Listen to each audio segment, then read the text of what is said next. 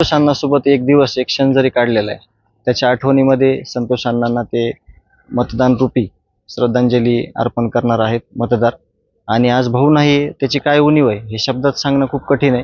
कारण मतदान प्रक्रिया सुरू झाल्यापासून, फॉर्म भरल्यापासून मी त्या दिवशी देखील बोललो होतो की एक सक्षम भाऊ, एक गावचा प्रमुख आणि माझा जो पाठीराखा होता 24 तास माझ्यासोबत राहणारा सावलीसारखा, तो आज माझ्यासोबत नाही आहे.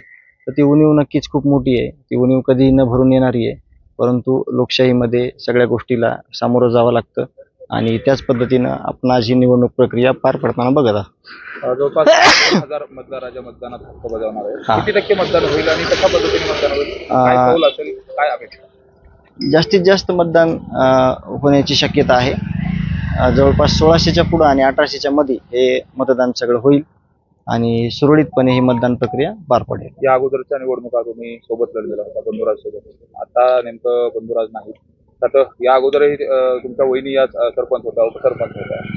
आता ही निवडणूक पहिल्यांदाच भावा व्यतिरिक्त नाही, आज सक्का भाऊ नाहीये, आमच्या दोघांचं खूप मोठं कॉम्बिनेशन होतं. परंतु मला खऱ्या अर्थानं आज एवढे भाऊ मिळालेले आहेत गावात सुद्धा, एवढे पाठीराखे मिळालेले आहेत.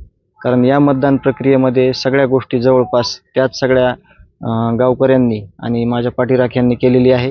खूप मेहनत घेऊन सगळ्यांना संतोषांना काय होते हे सांगण्याची गरज नव्हती, परंतु त्यांच्या काही आठवणी आणि त्यांचे काही स्वप्न घेऊन हे सगळे जे गावातील मंडळी आहे ती लोकांपर्यंत पोहोचलेली आहे.